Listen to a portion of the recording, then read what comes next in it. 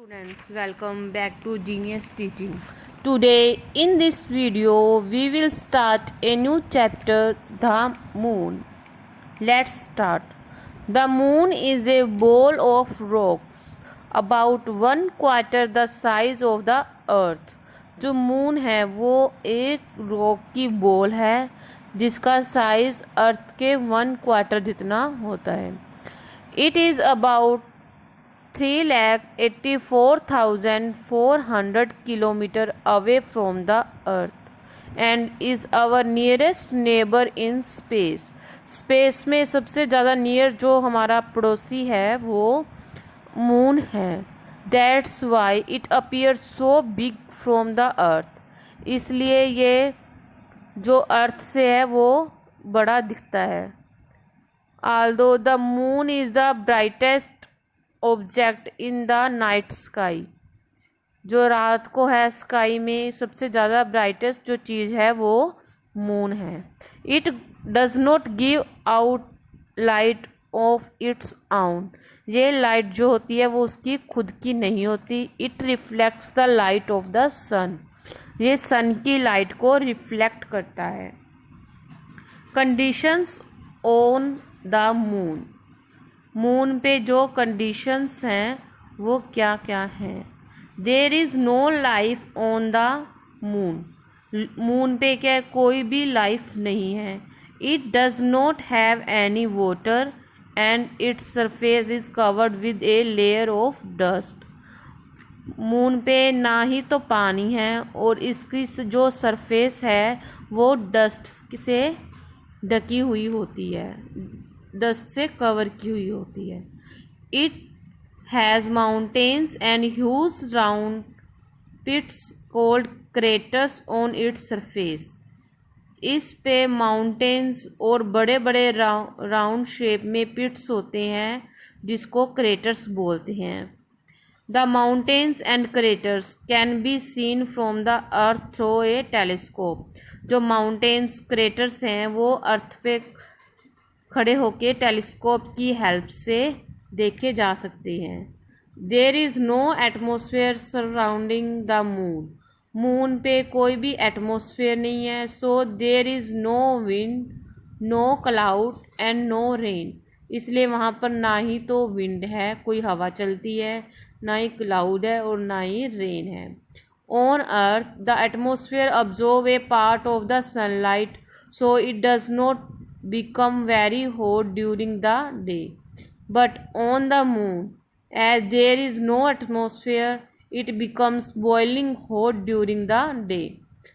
अर्थ पे क्या है, सनलाइट होती है जो पानी को ऑब्जॉर्ब करती है और जिससे क्या है ज़्यादा हॉट नहीं होती है अर्थ. लेकिन जब मून पे क्या है कोई भी एटमॉस्फेयर नहीं होता है इसलिए वो आग का गोला और बॉइलिंग हॉट होता है वहाँ का दिन.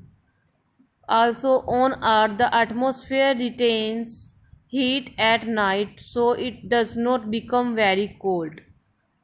रात में अर्थ में क्या है हीट रिटेन करते हैं इसलिए रात को ज़्यादा ठंडी भी नहीं होती है. Since there is no atmosphere on the moon to retain heat it is freezing cold at night. रात को मून के अंदर क्या है बहुत ज़्यादा फ्रीजिंग कोल्ड हो जाती है, बहुत ज़्यादा ठंड हो जाती है. If you shout on the moon nobody can hear you. यदि हम मून पे बैठ के कोई चिल्लाता है तो कोई भी सुन नहीं सकता. This is because sound travels in air. यह इसलिए होता है क्योंकि जो साउंड है हमेशा एयर में ही ट्रैवल करती है. एयर होगी तो साउंड सुनाई देगी, नहीं तो हमें साउंड नहीं सुनाई देगी. And there is no air on the moon. Moon पे कोई एयर नहीं है इसलिए हमें कोई भी साउंड सुनाई नहीं देगी. The earth pulls everything down with the force of gravity. Earth में ग्रेविटी होती है जो हर चीज़ को अपनी तरफ खींचती है. That's why anything that is thrown up comes down. The moon also pulls all things toward itself. Moon क्या अपनी तरफ चीज़ें खींचता है but since it is much smaller than the earth. परंतु ये अर्थ से बहुत ही ज़्यादा स्मॉल होती है उसकी gravity. The force of gravity is less. It is only about 1/6 of the on the earth. अर्थ की जितनी ग्रेविटी होती है उसकी 1/6 ग्रेविटी मून की होती है. This means that if you can jump 1 meter high on the earth, you can jump 6 meter high on the moon with the same efforts. Example के लिए यदि हम अर्थ पे 1 मीटर लंबी जंप मारते हैं तो मून पे वो 1 मीटर लंबी जंप वाली 6 मीटर जंप लगेगी. In fact your weight on the moon would only be 1/6 of your weight on the earth. तो हमारा वेट है जो मून पे वो भी जो अर्थ में हमारा वेट है उसका 1/6 रह जाएगा. How the moon moves. Moon कैसे घूमता है. The moon revolves around the earth in the same way the earth revolves around the sun. जैसे सन के चारों तरफ अर्थ घूमती है वैसे ही अर्थ के चारों तरफ मून घूमता है. It takes around 28 days or nearly a month. यह 28 days लेता है लगभग 1 महीना. To make 1 complete revolution around the earth. Earth के चारों तरफ एक रेवोल्यूशन पूरा करने में इसको 28 days लगते हैं. The moon is the only natural satellite of the earth. Earth का एक ही नेचुरल सैटेलाइट है वो है moon. A satellite of a star or planet is an object that goes around the star or planet.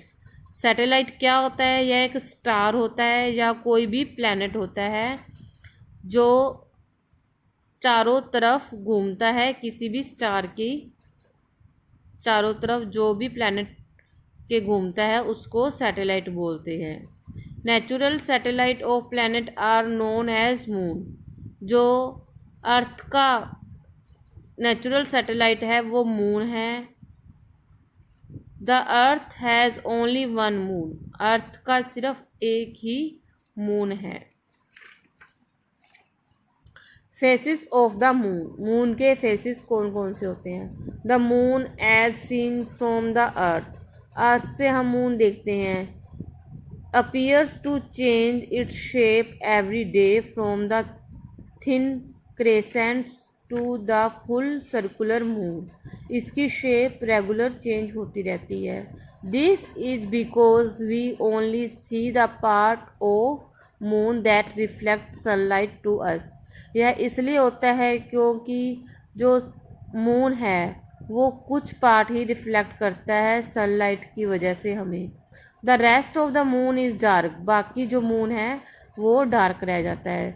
These different shape of moon as seen from the earth are called the faces of the moon. यह जो different shapes होती हैं moon की जो हमें अर्थ से दिखाई पड़ती हैं इसको मून की फेसेस बोलते हैं. When the side of the moon facing us gets no sunlight at all, we cannot see the moon. We call this a new moon. जब हमें मून की साइड जो हमें मून की साइड की फेस दिखती है जिस पे कोई भी लाइट नहीं पड़ती तो हमें मून दिखाई नहीं पड़ता तो इसको हम न्यू मून डे बोलते हैं. As the moon moves along its orbit. जैसे ही मून जो है ऑर्बिट में मूव करता है तो स्मॉल पोर्शन जो मून का साइड होता है फेसिंग अस गेट सनलाइट. तो उस पर थोड़ी सी लाइट पड़ती है तो उससे हम क्या उसको देख पाते हैं मून को. इसको क्रेसेंट मून बोलते हैं. ये डे 4 को आता है जो 4 दिन हो जाते हैं न्यू मून को तब आता है. In a week we can see half of the moon. एक हफ्ते के अंदर हम पूरा आधा मून जो हाफ मून है वो देख पाते हैं. आफ्टर 3 more days 3 दिनों के बाद we see 3/4 of the moon. Moon का 3/4 देख पाते हैं. This is called gibbous moon. In 2 weeks the entire side facing us get sunlight. 15 दिनों के अंदर यानी कि 2 वीक्स के अंदर पूरा जो मून सनलाइट पड़ती है मून पे तो हम पूरा मून देख पाते हैं, वो पूरा रिफ्लेक्ट करता है। We can then see the full moon, तब हम फुल मून को देख पाते हैं 2 वीक्स के अंदर। After this the faces reverse, उसके बाद ये सारी फेजेस दोबारा रिवर्स होने लगती हैं। Landing on the moon, the American astronauts Neil Armstrong, Edwin Alberts and Michael Collins were the first to visit moon in the spacecraft called Apollo 11। Apollo 11 में क्या है, स्पेसक्राफ्ट का नाम है जिस पर बैठ के 3 अमेरिकन एस्ट्रोनॉट्स गए थे, Neil Armstrong, Edwin Aldrin and Michael Collins. ये तीनों अपोलो 11 पे बैठ के मून पे गए थे। Neil Armstrong and Edwin Aldrin walked on the moon on 21 July 1969। Neil Armstrong और एडविन एल्ड्रिन ये मून पर चले 21 जुलाई 1969 को। Neil Armstrong was the first human to step on the moon. Neil Armstrong क्या है, उसने पहला स्टेप मून पे रखा। मून पे रखने वाले जो व्यक्ति हैं जिसने पहला स्टेप अपना मून पे रखा उसका नाम है Neil Armstrong. Next we will talk about the eclipse. Shine a torch toward a wall, wall की तरफ हम कोई टॉर्च जगाते हैं। Now put your hand between the torch and the wall, torch और वॉल के बीच अपना हैंड पुट करो, अपना हाथ रखो। Can you see in the shadow of the your hand on the wall, क्या वॉल पे हम अपनी अपनी शेडो देखते हैं। The earth and the moon also cast shadow in space when sunlight falls on them. बस इसी तरीके से अर्थ और मून के जो बीच में है कोई ऑब्जेक्ट आ जाता है तो सनलाइट पड़ने लगती है तो उसमें क्या है, शेडो पड़ती है जिसको इक्लिप्स बोलते हैं, जो इक्लिप्स का कारण बनता है, जिसको हम ग्रहण भी बोलते हैं। Firstly we will talk about the solar eclipse यानी कि सूरज ग्रहण। Sometime the moon comes in between the sun and the earth, कभी कभी मून सन और अर्थ के बीच में आ जाता है। तब क्या होता है, मून क्या करता है, ये सन की लाइट को ब्लॉक कर देता है और शेडो का कारण बनता है जो अर्थ पे पड़ती है। The people in the shadow can either not see the sun at all or can see it only partially.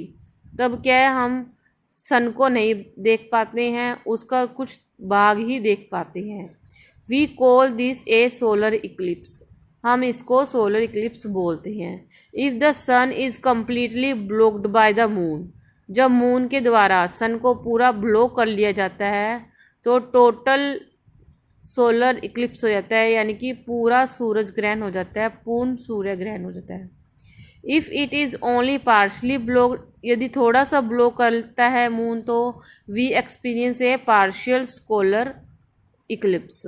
The eclipse ends when the moon continue on its orbit, eclipse तब end होता है जब moon continue अपने orbit पे move करता रहता है। A solar eclipse lasts only for around 7 minutes, जो सोलर इक्लिप्स है वो 7 मिनट्स तक रहता है।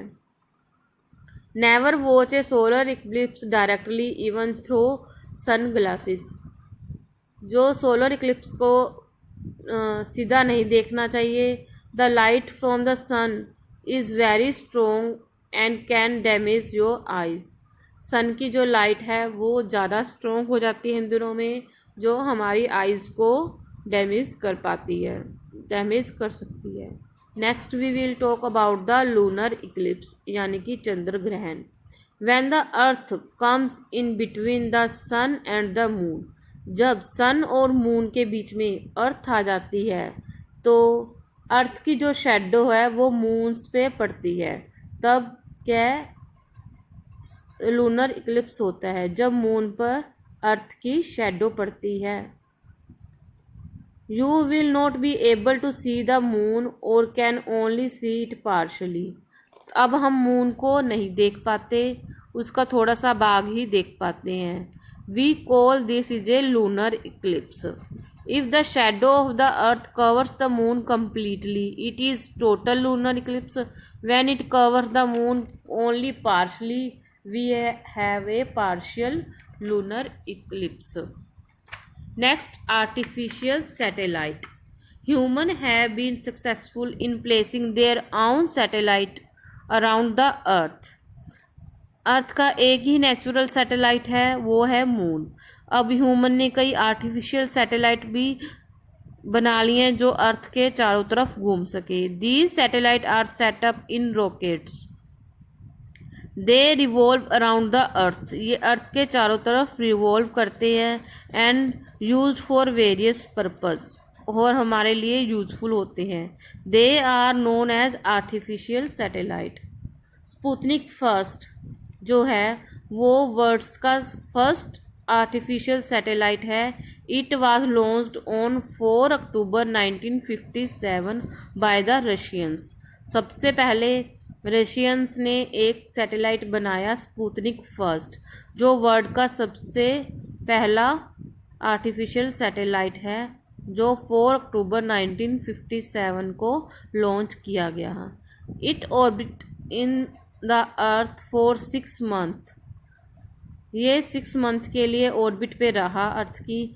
Aryabhata was the India's first satellite. लेकिन इंडिया का जो फर्स्ट सैटेलाइट है वो है आर्यभट्ट। ये 19 अप्रैल 1975 को पहली बार लॉन्च किया गया। One of the most important uses of satellite is communication. जो सैटेलाइट का सबसे ज़्यादा मोस्ट इम्पोर्टेंट यूज़ है वो है communication. Communication satellite for example GSA-18 are use to relay television and radio programs. ये जो कम्युनिकेशन सैटेलाइट होते हैं ये टेलीविज़न रेडियो प्रोग्राम को रिले करने में हमारी हेल्प करते हैं। They are also used for sending telephone signals for of places. Another important use of artificial satellite is to study the atmospheric conditions so that accurate forecast of weather can be made. जो दूसरा use है, most important use artificial satellite का, ये हमें atmospheric conditions के बारे में बताता है। Weather satellite are used for this purpose. Navigational satellites are used to pinpoint the position of any object or person on the earth. India is developing its own navigational system with the launch of 7 satellites. Some satellites are used to photograph the earth from above that give valuable information about natural resources. Other are use to study stars and planets. और कुछ satellite है जो हमें stars, planets और space की जो हमें जानकारियाँ देती हैं, जो इन्फॉर्मेशन हमारे लिए बहुत ज़्यादा वैल्यूबल होते हैं। Dear students, let's have a quick recap. The moon is our nearest neighbour in space. It has no light on its own. It reflects the light of the sun. जो moon है space में सबसे ज़्यादा नज़दीक है, इसकी खुद की कोई लाइट नहीं होती, ये सन की लाइट को रिफ्लेक्ट करता है। There is no life on the moon. Moon पे कोई लाइफ नहीं है और वहाँ पर कोई भी एटमॉस्फेयर नहीं है और पानी भी नहीं है। A satellite of a star or planet is an object that goes around the star or planet. The moon is a natural satellite of the earth. The different shapes of the moon as seen from the earth are known as phases of the moon. A solar eclipse occurs when the shadow of the moon falls on the earth and hides the sun either totally or partially. A lunar eclipse occurs when the shadow of the earth falls on the moon and hides the moon either totally or partially. Artificial satellite help in communication, weather forecasting, navigation and many other purposes. Dear student, if you want to see the more videos of science, then subscribe my channel Genius Teaching. Thank you for watching this video.